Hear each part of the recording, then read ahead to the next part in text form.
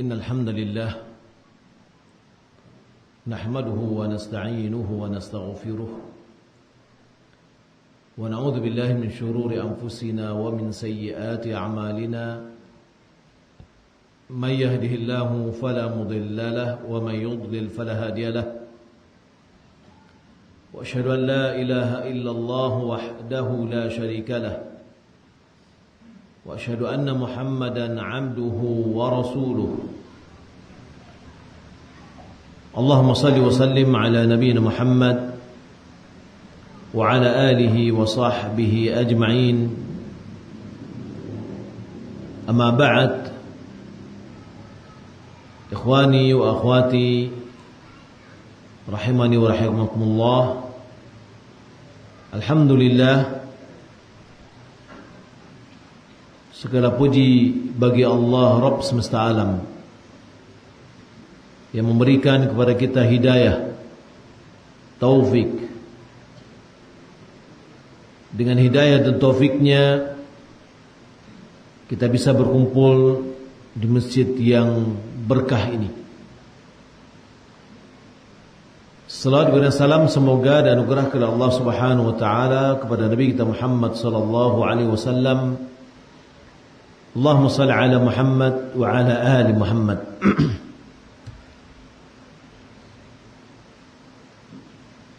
Nabi sallallahu alaihi wasallam pernah mengisyaratkan kepada kita akan terjadinya perbedaan yang banyak. فَإِنَّهُ مَنْ يَعِشْ مِنْكُمْ فَسَيَرَى اخْتِلَافًا كَثِيرًا. Sesungguhnya siapa yang hidup di antaramu, dia akan melihat perbedaan yang banyak.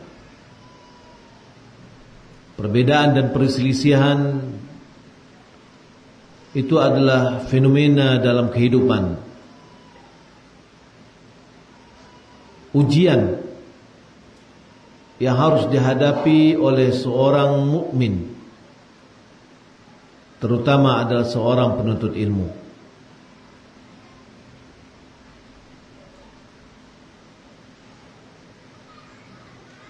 Munculnya fitnah,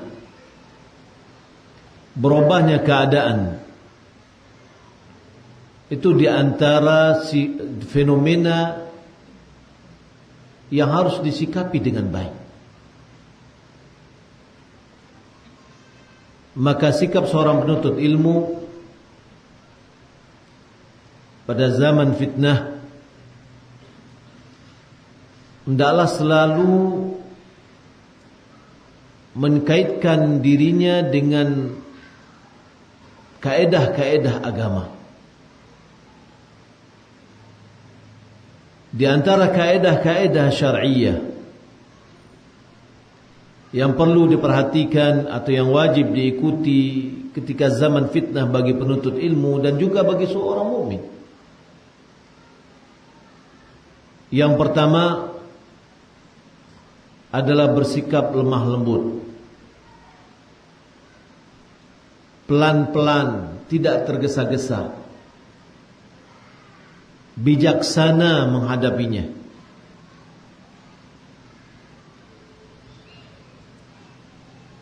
Maka kaidah ini sangat penting sekali.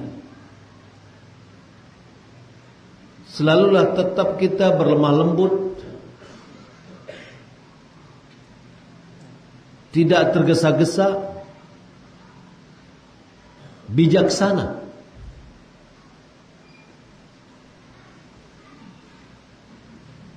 Ini ada 3 perkara yang perlu dihadapi, yang perlu kita timbulkan. Yang pertama adalah lemah lembut. Karena Nabi sallallahu alaihi wasallam telah mengatakan, "Ma kana rifqu fi syai'in illa zana, wa la nuzi'a syai'in wa la nuzi'a min syai'in illa syana." Tidaklah ada sikap lemah lembut pada sesuatu kecuali sesuatu itu akan menjadi indah. Dan tidaklah dicabut dari sesuatu kecuali sesuatu itu menjadi jelek. Kita tahu dengan seorang yang selalu ramah, selalu baik, semua orang pun ketemu dengannya senang. Tahu-tahu pada satu hari dia berubah total 180%. 180 derajat. Berubah. Sangar. Wajahnya muram terus. Maka orang akan lari ketika sikap lemah lembut hilang pada dirinya. Tidak ada keindahan pada tubuhnya, tidak ada keindahan di wajahnya, karena tercabut lemah lembut. Ulama mengatakan makana fi syai'in illa zanah. Perkataan syai' di sini adalah umum sifatnya, sehingga menunjukkan bahwa lemah lembut itu adalah terpuji dalam seluruh urusan. Tidaklah ada lemah lembut itu pada sesuatu apapun. Maka lemah lembut itu akan menjadikan sesuatu itu menjadi baik. Maka sikap lemah lembut selalu terpuji.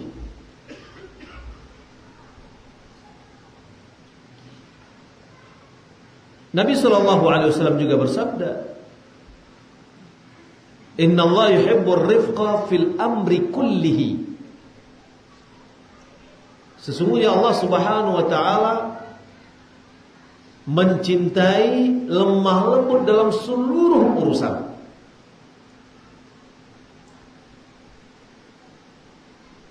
Beliau mengatakan kepada Aisyah radhiyallahu taala anha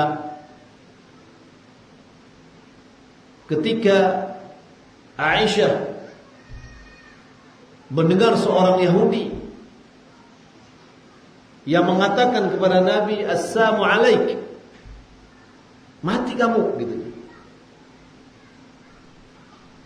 Aisyah tidak senang Rasulullah dikatakan demikian.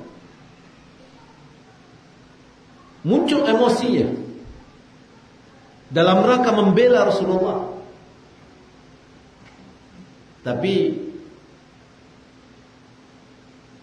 Aisyah melihat hal itu, dia balas. Nabi SAW cuma mengucapkan wa alaik.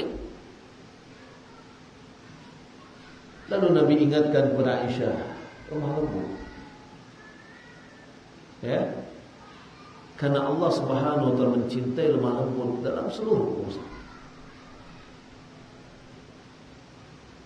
Sehingga Imam Bukhari membuat bab di dalam sahihnya, babun ar-rifqu fil amri kullihi.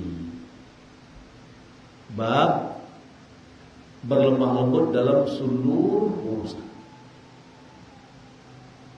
termasuk juga dalam seluruh keadaan. Lemah lembut.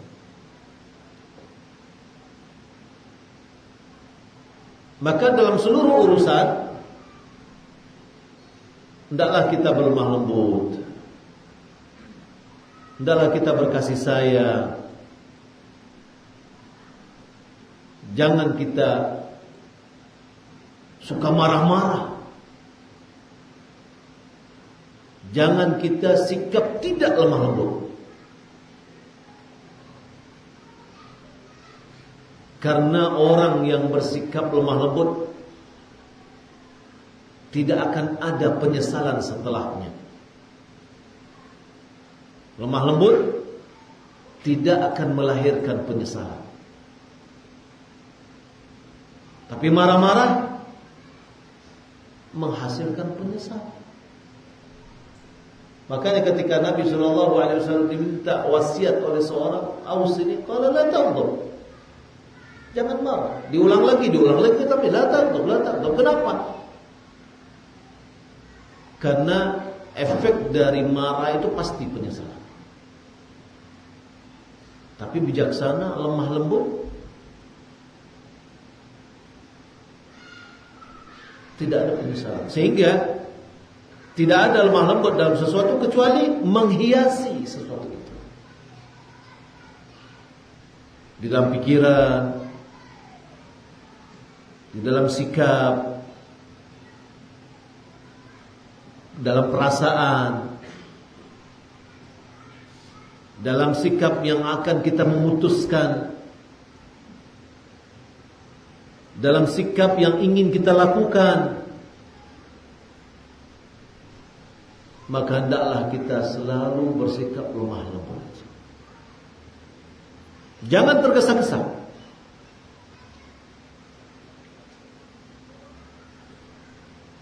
Jangan kita bersama dengan orang-orang yang suka tergesa-gesa.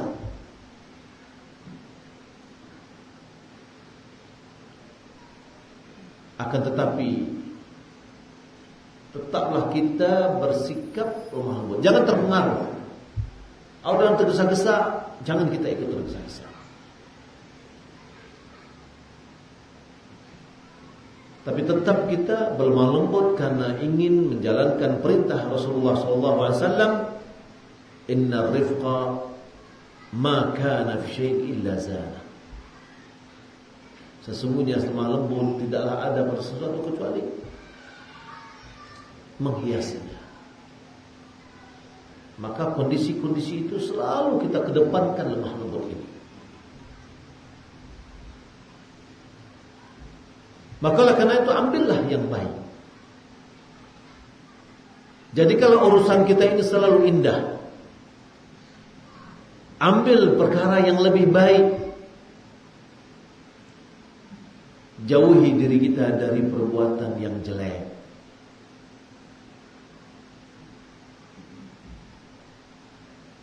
Yaitu hilangnya dalam perkataan dan perbuatan kita sikap lemah lembut.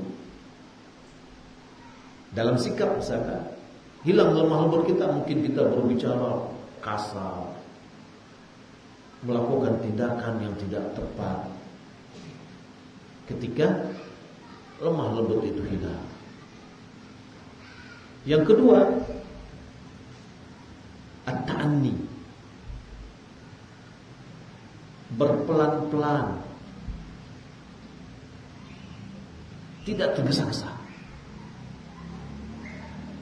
Nabi SAW mengatakan kepada Ashad Abdul Qais, inna fika la khaslataini yuhibbuhum Allah. Sesungguhnya pada dirimu sungguh ada dua sifat yang dicintai oleh Allah dan dicintai oleh Rasulnya. Yuhibbuhum Allah wa Rasul. Al-hilmu wal-ana. Al-hilmu wal-ana, yaitu sikap bijaksana dan sikap tidak tergesa-gesa. Pelan-pelan berfikir dia dulu untuk melakukan sebuah tindakan. At-ta'anni atau sikap yang pelan-pelan ini juga merupakan sifat terpuji. Oleh karena itu Allah Subhanahu wa taala mengatakan,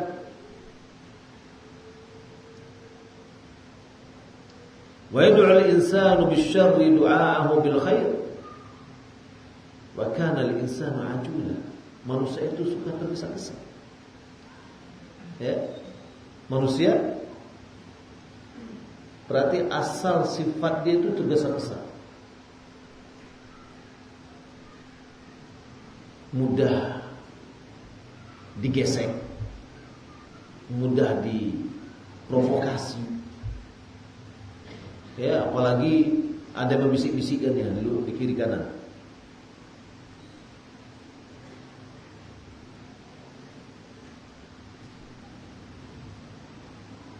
Ulama mengatakan ayat di atas menunjukkan adalah celaan bagi manusia, di mana manusia itu ajulan, tergesa-gesa. Bahwa sifat ini ada pada manusia. Bahwa sifat ini adalah sifat yang tercela. Maka oleh karena itu Nabi Shallallahu Alaihi Wasallam adalah orang yang tidak tergesa-gesa. Ta'anni. Yang ketiga, sikap yang tadi, 3 sikap yang harus disikapi oleh seorang penuntut ilmu ketika zaman fitnah. Yang ketiga adalah al-hilmu, yaitu bijaksana. Bijaksana dalam kondisi fitnah, kondisi berubahnya keadaan. Maka bijaksana ini pada saat itu sangat terpuji dan selalu terpuji.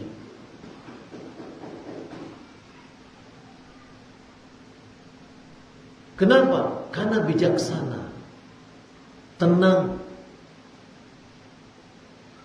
Dia akan melihat sesuatu sesuai dengan hakikatnya.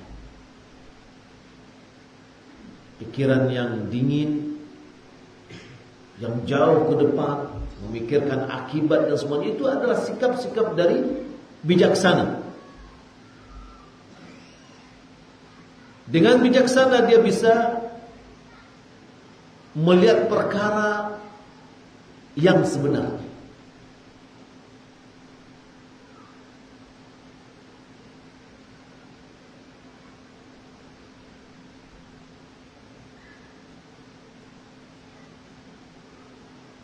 Dalam Sahih Muslim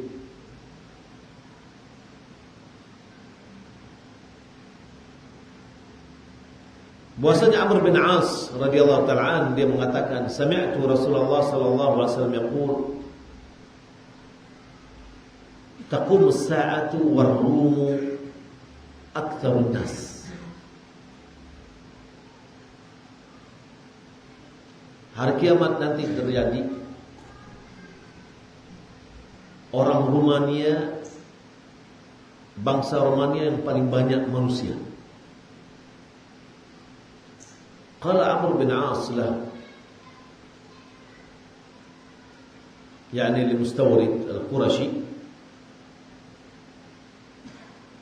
absir ma taqul, jelaskan apa yang kau ucapkan. Qala ma li an la aqula ma qalahu Rasulullah sallallahu alaihi wasallam. Kenapa aku tidak mengucapkan apa yang mengucapkan Rasulullah? Qala in kana kadzalik fali'anna fi ar-rumi khisalan 4. Kalau memang itu orang Rumania nanti di akhir zaman itu paling banyak, itu disebabkan karena orang Rumania itu memiliki 4 sifat. Yang pertama, al-ula annahum ahlamun nas 'inda al-fitnah. Orang Rumania, mungkin orang dekatlah ke barat kali ya, dia adalah orang yang paling bijak ketika menyikapi fitnah.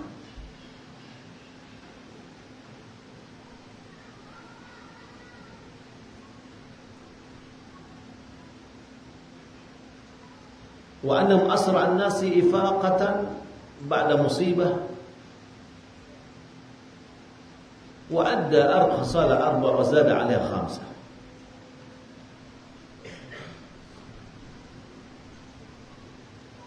Bahwasanya yang pertama tadi disebutkan bahwa dia adalah manusia yang paling bijaksana. Kalau kita lihat orang bangsa Rumania dekat dengan Eropa, coba lihat dibandingkan dengan orang Arab gitu. Unit Persatuan Eropa dengan bahasa mereka berbeda-beda, mereka bisa bersatu. Coba orang Arab bisa nggak bersatu? Ya, susah. Dengan 22 negara, bahasa mereka satu, agama mereka satu, tapi mereka nggak bisa bersatu.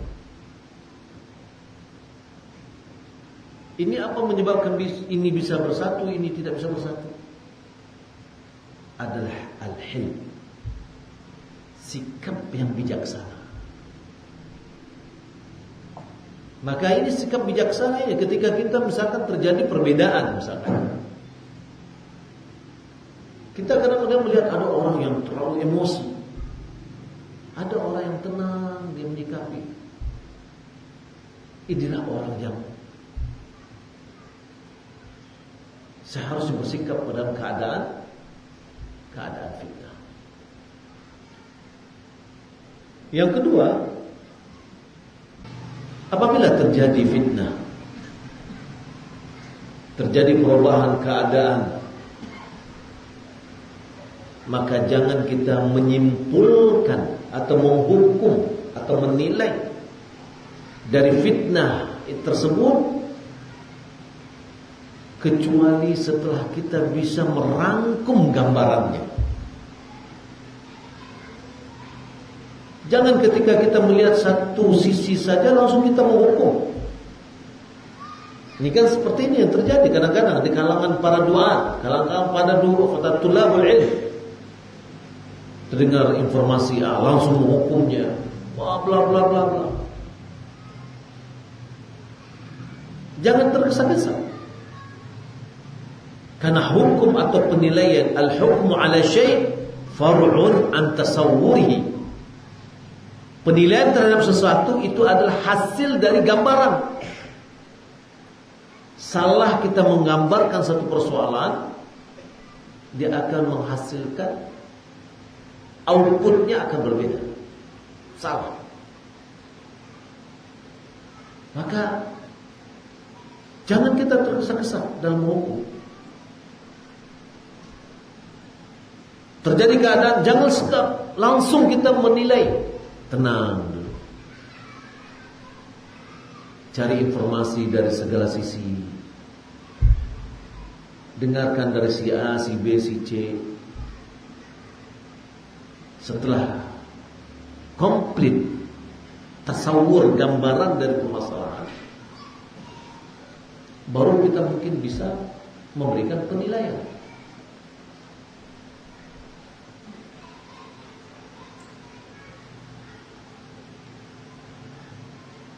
Allah Subhanahu wa taala mengatakan wala taqfu ma laysa laka bihi ilm.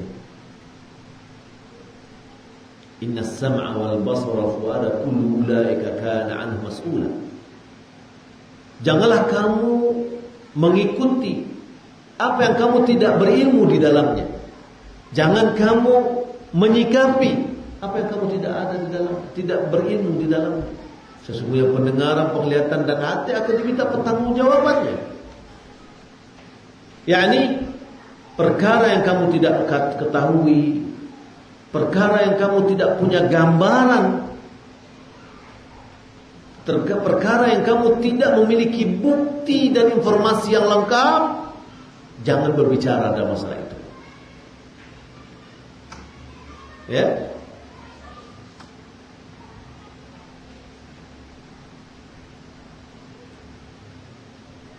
Ini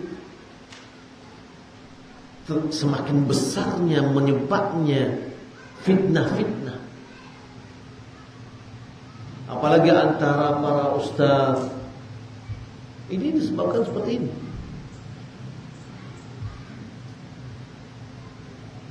Informasi yang tidak di-cross check. Ya ayyuhalladzina amanu in ja'akum fasiqun binaba'in fatabayyanu an tusibu qauman bijahalatin fatusbihu 'ala ma fa'altum nadimin. Hai orang-orang beriman, jika datang kepadamu seorang fasik yang membawa berita, maka cross check beritanya. Kalau tidak, engkau menghukum satu kaum atas dasar tidak berdasar, tidak berilmu. Antusibu qauman bijahalah, karena ketidaktahuan. Fatusbihu 'ala ma fa'altum nadimin, kalian akan menyesal terhadap apa yang kamu lakukan.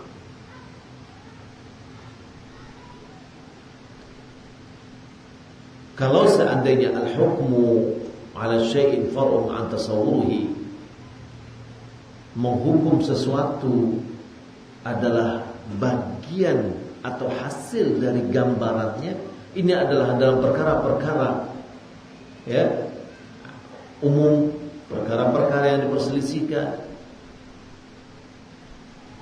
maka semua perkara di situ juga perlu kita perhatikan yang demikian. Apalagi pada zaman fitnah.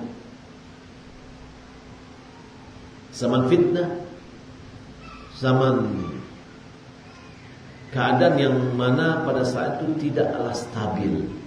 Kita yang benar aja disalahkan. Bagaimana kalau seandainya kita salah?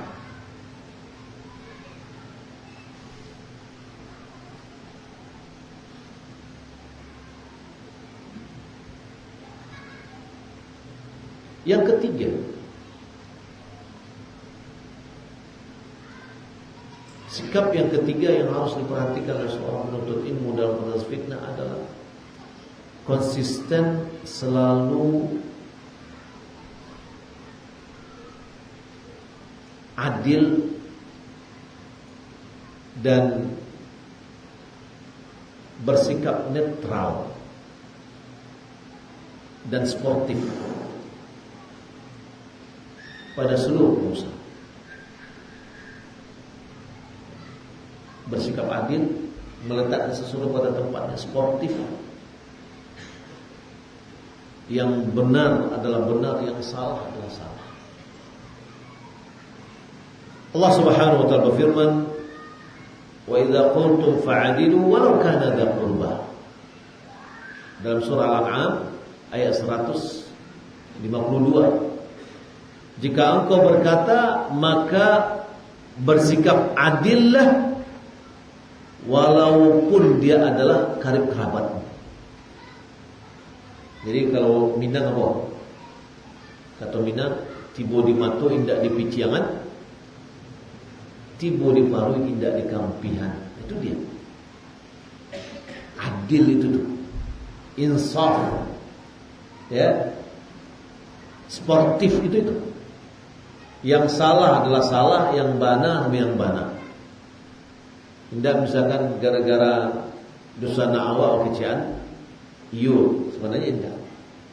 Itu namanya tiba di mata, di piciang, tiba di paru, di kampian namanya.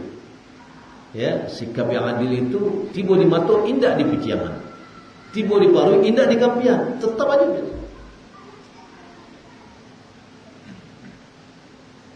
Dalam surah Maidah ayat 8, "Wala yajrimannakum syana'anu qaumin alla ta'dilu i'dilu aqrabu littaqwa." Janganlah rasa kebencianmu kepada satu kaum menyebabkan kamu tidak bersikap adil. Bersikap adillah. Sesungguhnya sikap adil itu dekat dengan takwa. Jadi orang yang adil dia bertakwa.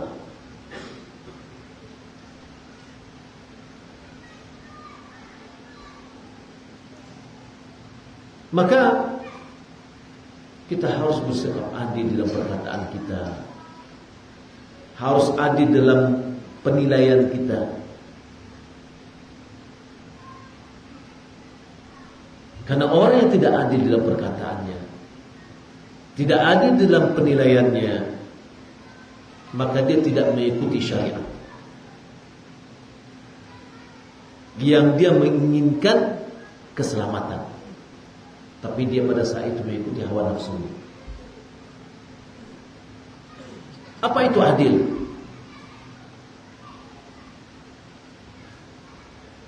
Apa itu insaf atau sportif? Adil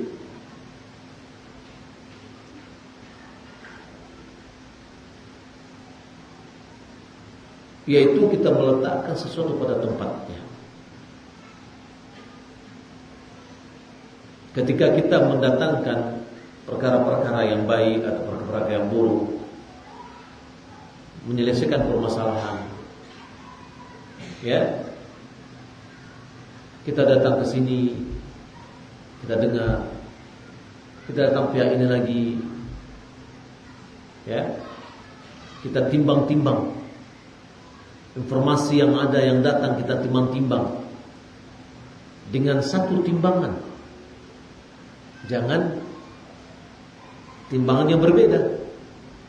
Yang ini dengan anak timbangannya ini, yang ini timbangannya ini, itu salah, nggak adil. Tapi kedua-duanya kita timbang dengan timbangan yang sama, sehingga kita melihat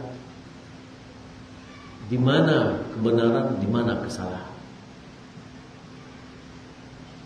Perlu kita memaparkan atau menilai yang benar yang salahnya. Harus kita paparkan.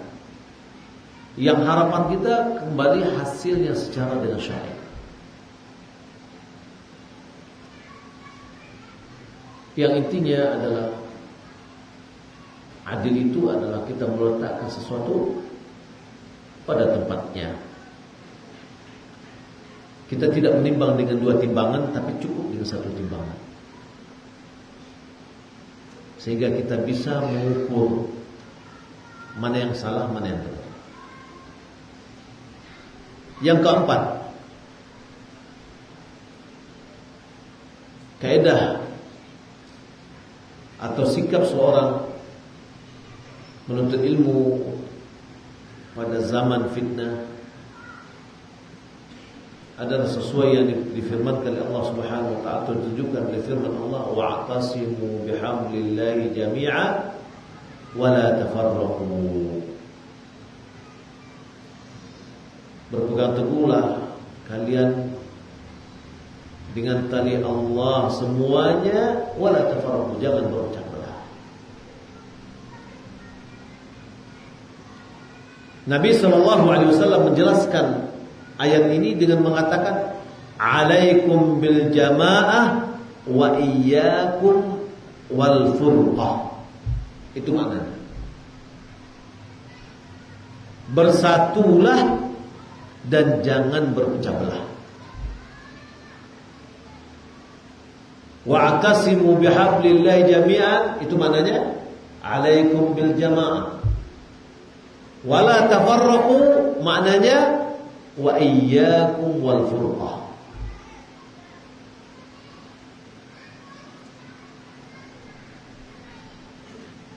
Nabi sallallahu alaihi wasallam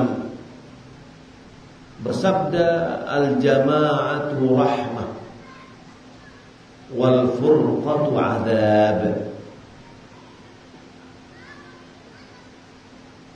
Berjamaah, bersatu itu adalah rahmat.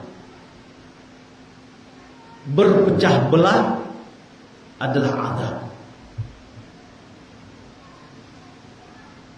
Kalau terjadi perpecahan, pecah belah antar masyarakat, kita nggak nyaman. Keluar dari rumah takut. Tapi kalau terjadi persatuan, kesatuan, nyaman, kemana-mana kita tenang.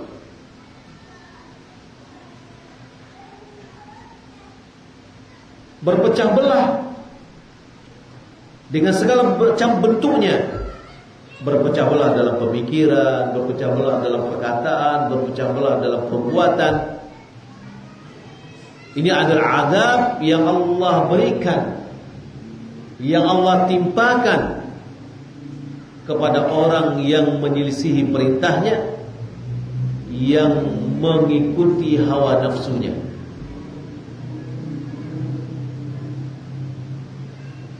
Oleh karena itu, siapa yang selalu menjaga jamaah, selalu bersama jamaah, yakni maksudnya jamaah Ahlussunnah wal Jamaah, ya,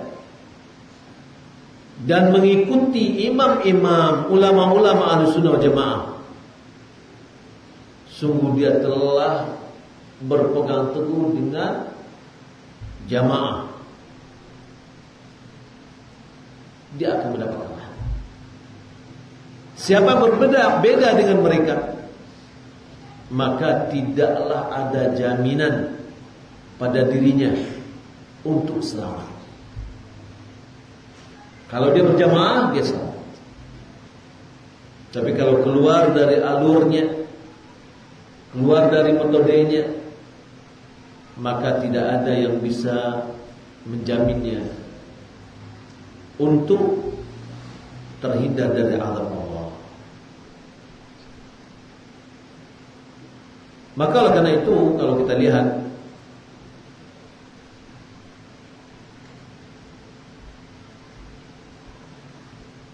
di antara bentuk penyebab perbedaan perpecahan adalah khilaf.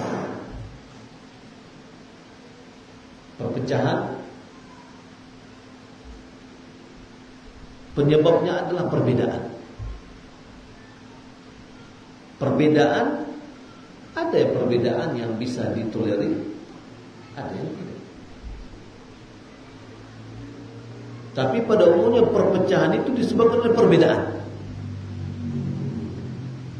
Sehingga Ibnu Mas'ud dia makan al-khilafu syarr. Perbedaan itu adalah sebuah keburukan.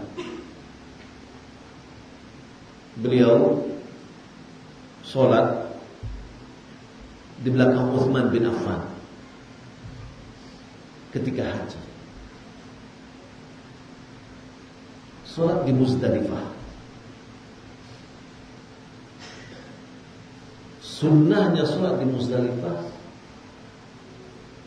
adalah diqasar, tidak dijamak.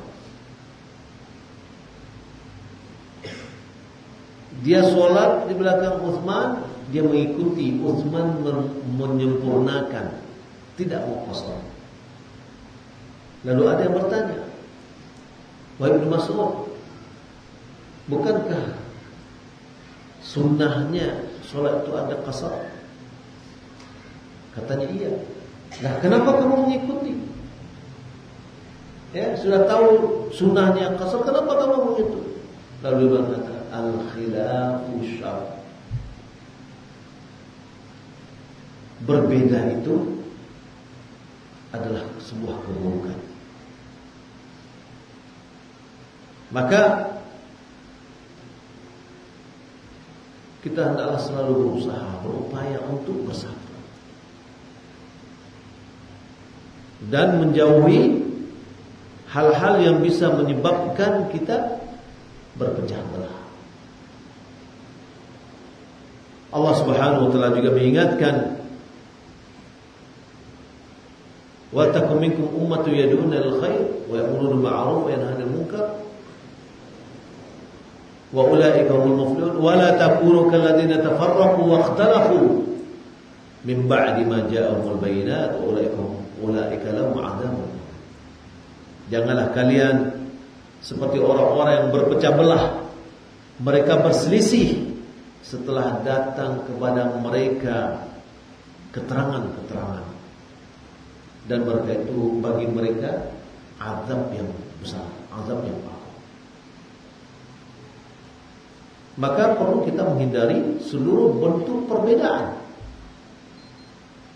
Ya, jangan kita termasuk orang yang suka berbeda. Maka nasihat Nabi SAW kepada Abi Musa Asy'ari dan Mu'adz bin Jabal adalah tatawa'a wa la takhtalifa,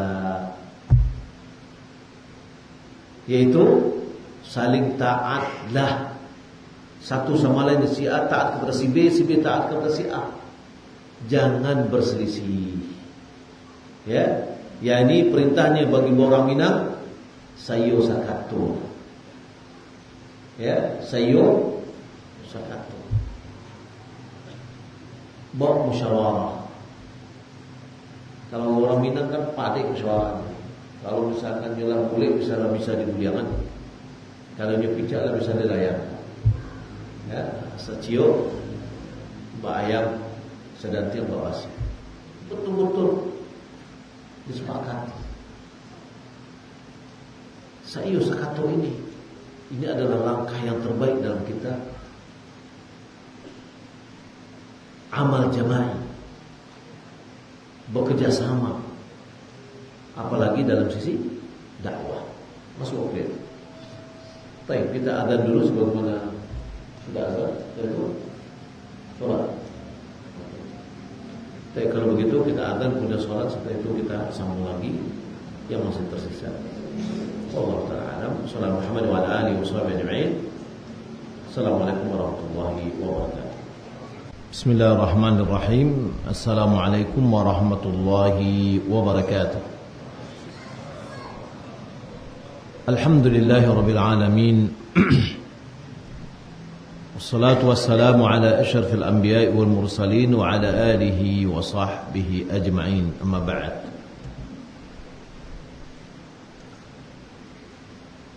Kaum muslimin dan muslimat yang dimuliakan Allah Subhanahu wa taala,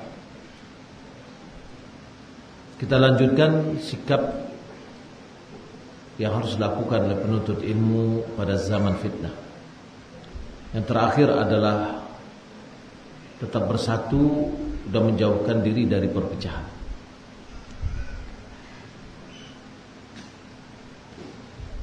Yang kelima adalah seorang penuntut ilmu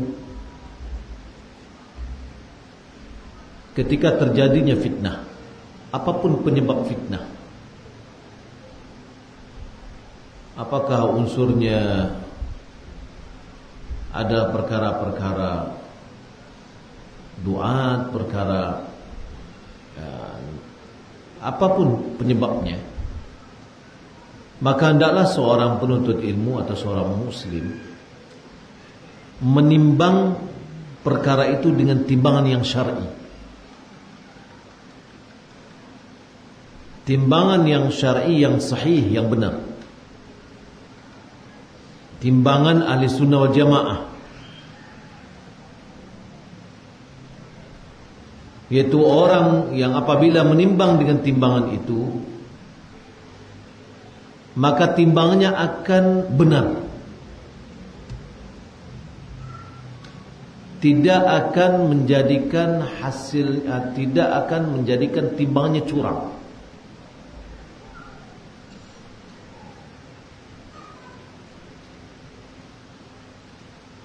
Maka ahli-sunnah wal jamaah dia memiliki timbangan-timbangan yang lurus, timbang yang akurat. Dengannya ditimbang pemikiran, dengannya ditimbang keadaan, dengannya ditimbang slogan-slogan yang memicu perpecahan.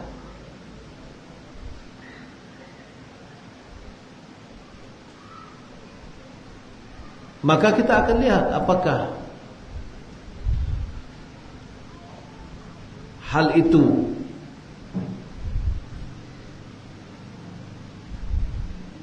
dibenarkan atau tidak dibenarkan. Kemudian memilih bagaimana cara untuk keluarnya, sehingga kita bisa melihat hakikat dari fitnah itu.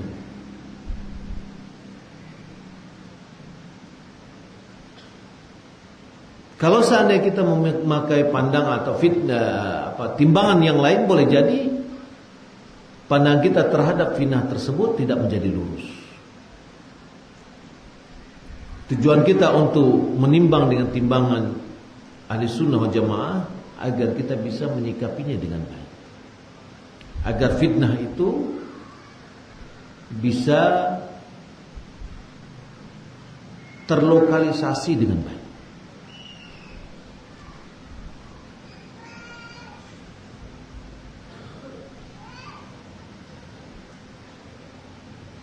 Sikap yang berikutnya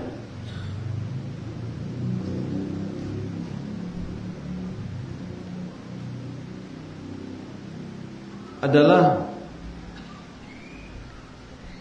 sikap seorang penuntut ilmu terhadap pandangnya kepada ulama. Allah Subhanahu wa taala memerintahkan kita untuk berloyalitas dengan orang mukmin, terutama adalah pada ulama.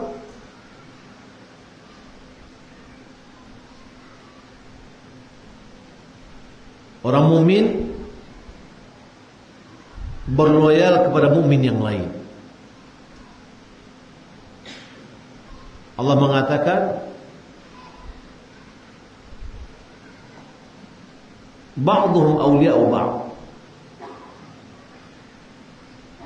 Setiap mukmin wajib baginya untuk mencintai orang mukmin. Wajib dia menolong orang mukmin. Seorang mukmin wajib dia menjauhi sikapnya menghina, merendahkan orang mukmin lain. Karena meremehkan, merendahkan, mengolok-olok mukmin yang lain itu bukanlah dari bentuk loyal terhadap mukmin yang lain.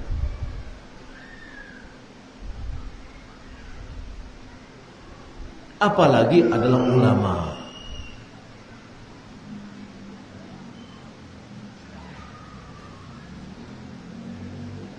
Kenapa? Karena ulama mereka lah penolong syariat Allah. Mereka lah yang menjelaskan kepada manusia yang halal dan yang haram.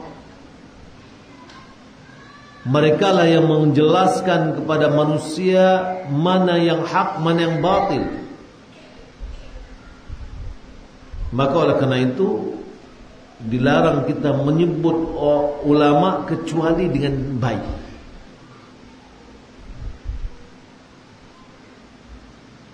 Majelis-majelis yang di dalamnya disebut ulama tidak dengan cara yang baik, maka majlis itu adalah majlis yang jelek. Kenapa? Majlis-majlis yang meremehkan, merendahkan ulama itu adalah majlis yang jelek karena ulama adalah warasatul anbiya.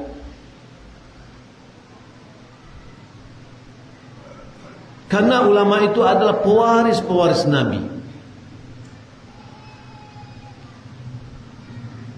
Dan para nabi tidak pernah mewariskan dinar dan tidak juga dirham.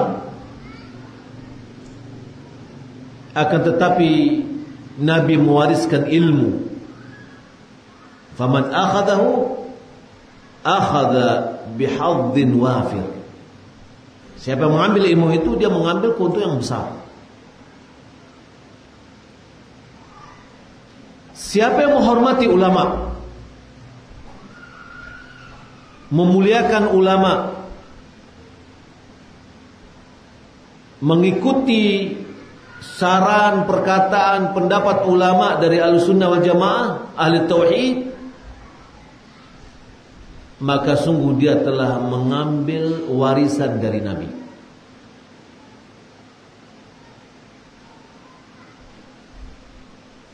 Maka dia tidak akan membiarkan warisan Nabi ini diberikan kepada yang lain.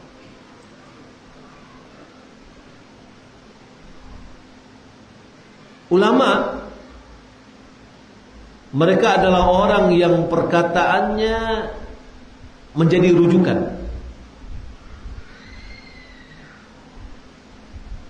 Mereka yang dicintai dan diloyalitasi.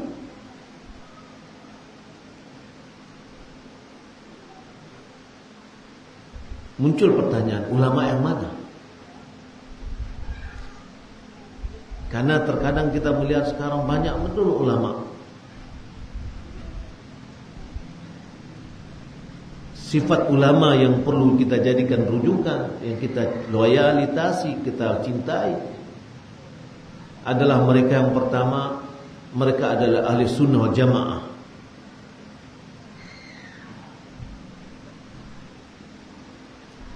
Ahli tauhid, imam-imam yang mengajak kepada tauhid, bukan mengajak kepada syirik.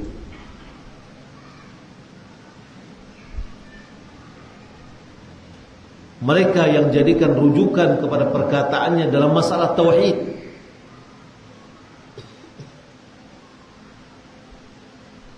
Ini yang pertama, yang selalu mengajak kepada tauhid.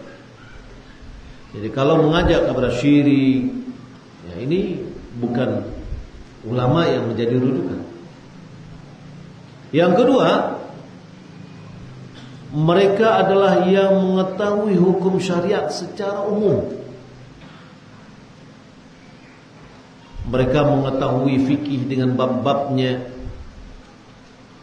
Mereka mengetahui kaidah syar'iyyah.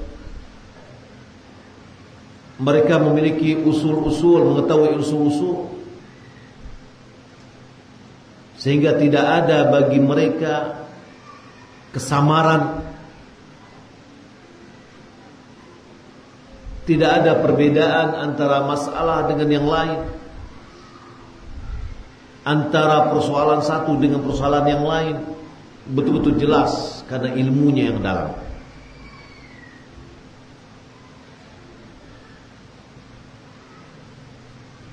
Maka inilah ciri-ciri ulama yang akan kita jadikan sebagai panutan. Kadang ada orang mengatakan ulama, hari ini dia berkata, besok dia berkata dengan perkataan yang bertentangan dengan apa yang dia lakukan.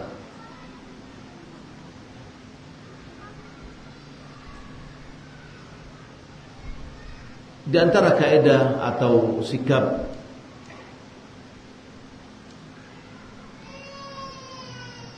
yang perlu kita perhatikan pada zaman fitnah, yaitu sikap loyalitas kepada tauhid.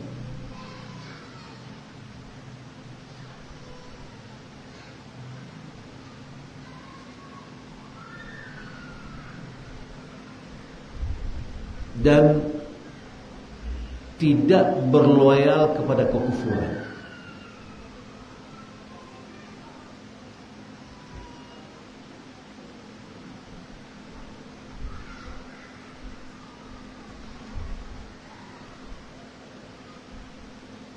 Karena mualatul kufar, berloyal kepada kufar, yaitu mencintainya,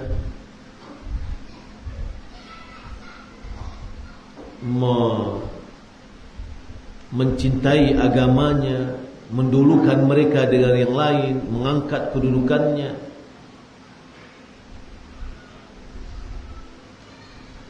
Bahwa sikap ini sebenarnya adalah sikap yang kefasikan, yang tidaklah pantas terjadi pada saat fitnah.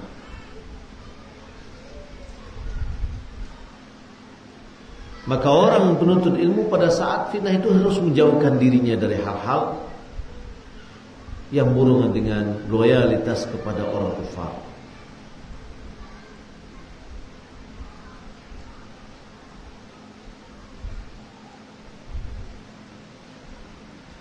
Dan yang terakhir,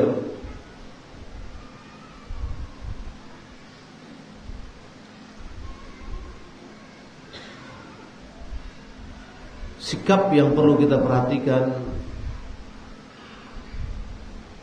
yaitu tidak mencocok-cocokkan hadis-hadis fitnah terhadap kejadian-kejadian yang dilalui oleh manusia. Sekarang ini banyak sekali muncul fitnah-fitnah, lalu ada para duat cocok-logi, cocok-cocokan. Wah, ini nih cocoknya begini. Ini hadis ini sampai ya parah sekali kejadiannya, yang mereka ada yang menghukum bahwasanya pada Ramadan tahun lalu atau sebelumnya akan terjadi kiamat. Ya. Ini adalah sikap yang tidak tepat. Ya, karena kita tidak perlu mencocok-cocokkan hadis-hadis Nabi tentang fitnah dengan kejadian-kejadian yang terjadi di tengah-tengah manusia. Bukan itu tujuan kita.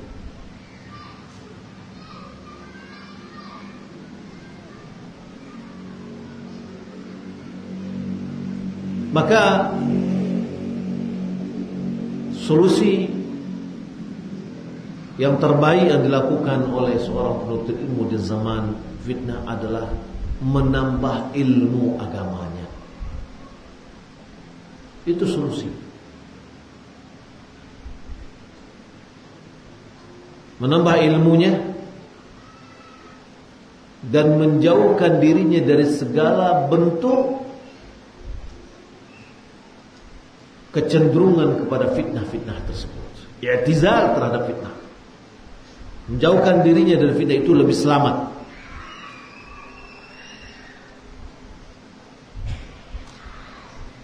Sebagaimana para sahabat dahulu ketika terjadinya fitnah, mereka menjauhkan dirinya dari ikut campur dalam fitnah. Mereka lari.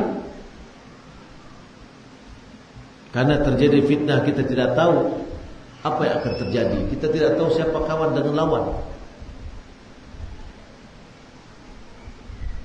Maka kita jauhkan diri kita dari bentuk fitnah tersebut. Kemudian kita sibukkan diri kita dengan menimba ilmu. Karena ilmu itulah yang akan menggiring kita kepada jalan yang lurus. Dan terakhir adalah kita kembali bertanya kepada ulama. Bertanya kepada ulama sebagai pegangan kita. Karena ulama lah orang yang paling paham tentang fitnah.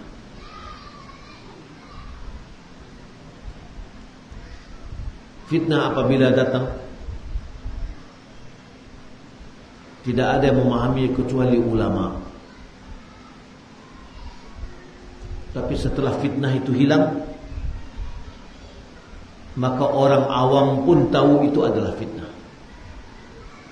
Ketika datang, enggak tahu kecuali orang yang berilmu.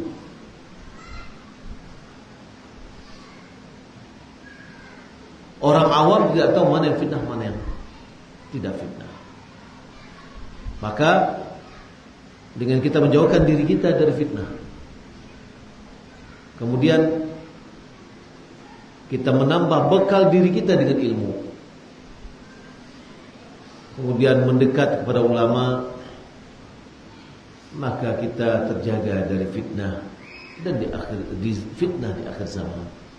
Mudah-mudahan bermanfaat. Ini yang dapat kita sampaikan, semoga bermanfaat bagi saya sendiri dan bagi kita semua. Semoga apa yang telah kita pelajari bisa kita amalkan demi kita mengontrol diri kita, menyikapi diri kita ketika terjadi fitnah. Karena fitnah itu tidak ada agendanya, ya, tidak terencana. Keadaan yang tidak baik, keadaan yang kacau, keadaan yang tidak stabil, itu adalah bagian dari fitnah. Wallahu ta'ala alam.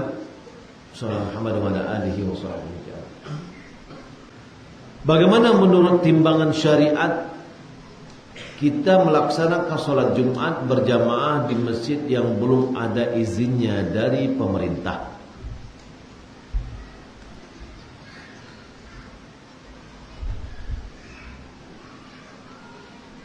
Apabila masyarakat di sekitarnya sudah menyetujui dan tidak muncul fitnah, maka boleh. Tapi kalau muncul fitnah, ini enggak boleh.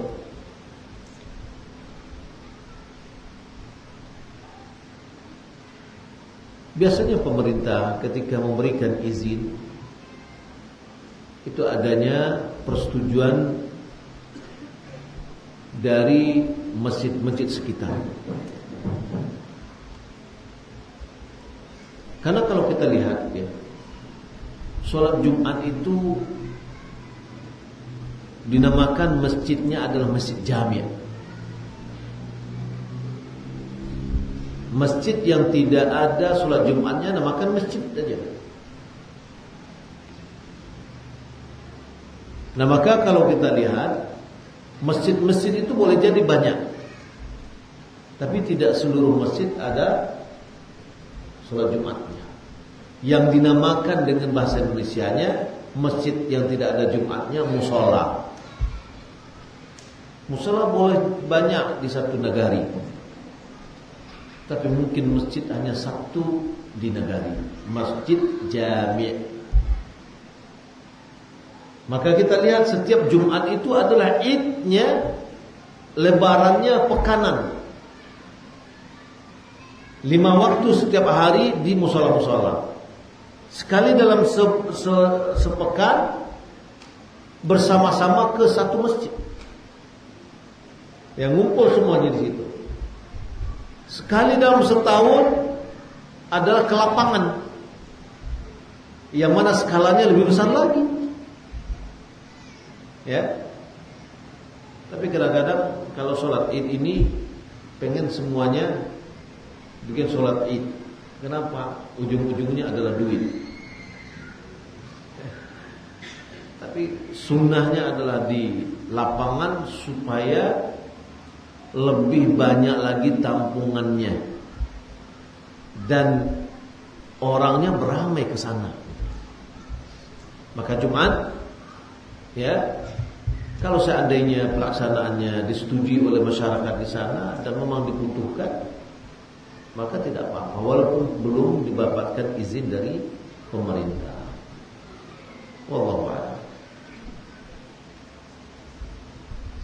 Tapi kalau seandainya menimbulkan fitnah, ya, maka hendaklah kita hindari sampai kondisi bisa disituasikan.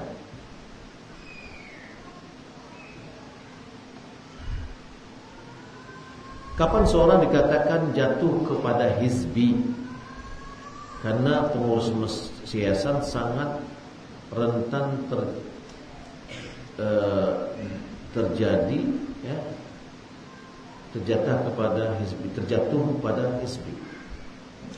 Hizbi itu kelompok yang loyalitasnya terhadap kelompok itu, hidup matinya di kelompok itu, ya, cintanya kelompok itu, yang lain enggak, lawannya, ya, maka itu namanya hizbi. Tapi kalau pengurus yayasan, dia harus menjaga yayasan itu, dia harus menghidupkan yayasan itu, ya, dia harus berupaya bagaimana yayasannya bisa berjalan. Itu tidak hizbi.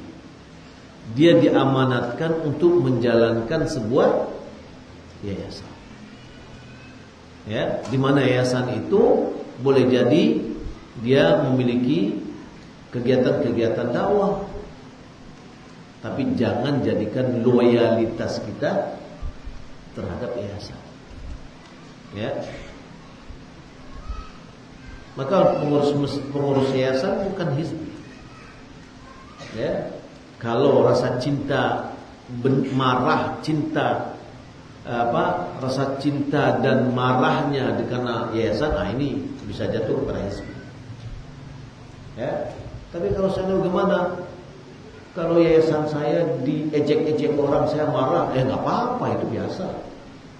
Ya, dia punya yayasan mau menjalankan, marah karena dia ejek, ya, itu dia tidak tepat orang yang ejek-ejeknya. Allah.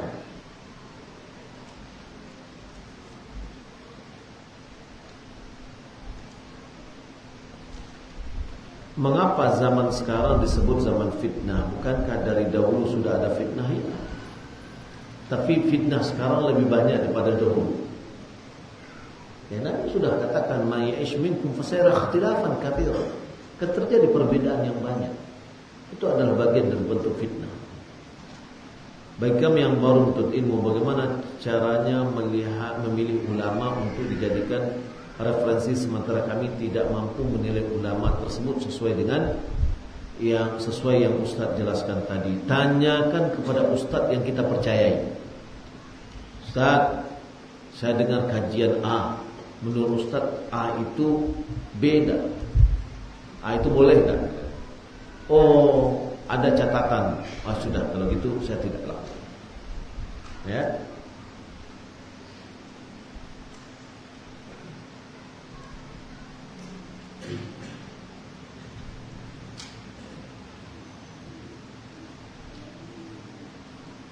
Mohon nasihat dan motivasi Ustaz, bagaimana kaidah menuntut ilmu di zaman fitnah dan bagaimana mendakwahkan ilmu kepada keluarga. Fitnah sekarang ini sibukkan diri kita.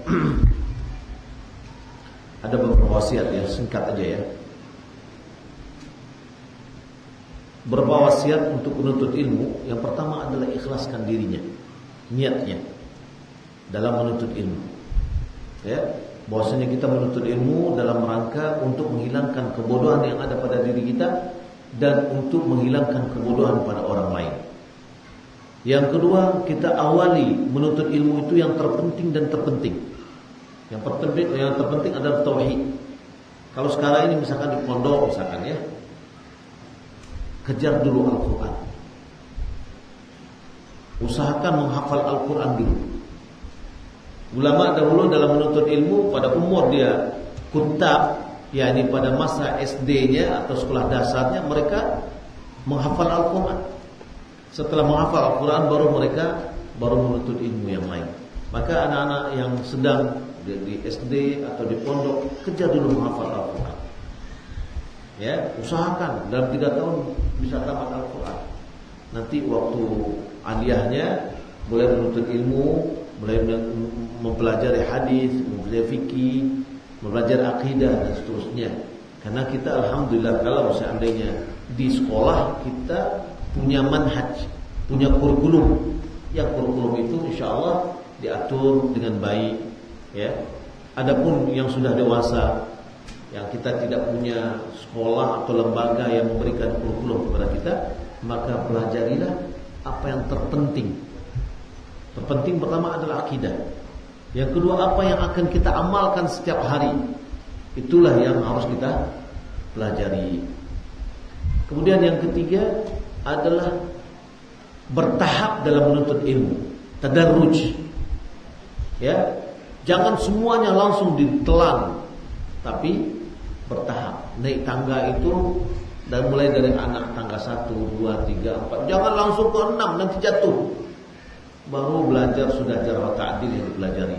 Ini bukan tadarruj. Ya, ini adalah lompatan yang akan mengakibatkan dia jatuh. Contoh misalkan mulai dengan menghafal rasail akidah, ya, suatu qawaid arba'ah, qawaid al-arba', usul thalatha dan yang lainnya. Kemudian hadis matan arba'in. Kemudian kita belajar syarahnya dan yang lainnya. Jadi bertahap dulu. Akidahnya mana, buku-buku kecil dulu. Kemudian hadisnya begitu juga. Ya. Yang keempat, belajar kepada seorang guru yang alim. Ya, belajar kepada guru yang alim. Yang kelima, jangan mengambil ilmu dari sosmed. Sekarang banyak dai-dai sosmed, ya, ulama sosmed, ya, lebih di sosial media. Ya, jangan menuntut ilmu di Facebook, jangan menuntut ilmu di majalah-majalah. Ya, kemudian yang keenam adalah at-ta'anni, yaitu pelan-pelan tidak dibawa oleh semangat. Kemudian yang ketujuh, menjauhkan diri ta'assub kepada ulama. Jangan kita ta'assub kepada satu guru. Imam Bukhari itu gurunya lebih dari 1000. Ya, kalau kita hanya ta'assub dengan satu guru, kita tidak tahu kesalahan guru. Kita belajar dengan banyak guru. Kita tahu mungkin ini kekurangan guru kita, tapi tetap kita menghormatinya. Mudah-mudahan ini dapat kita amalkan. Menuntut ilmu, jauhkan diri kita. Orang penuntut ilmu hendaklah dia menjauhkan dirinya dari fenomena masyarakat. Jauh dirinya dari perpecahan-perpecahan yang ada di masyarakat. Jauhkan dirinya. Sibukkan dirinya dengan menuntut ilmu. InsyaAllah saatnya dia akan bisa menyikapi apa yang terjadi di tengah-tengah masyarakat. Sallallahu Muhammad wa ala alihi wa sahbihi ajma'in. Wassalamualaikum warahmatullahi wabarakatuh.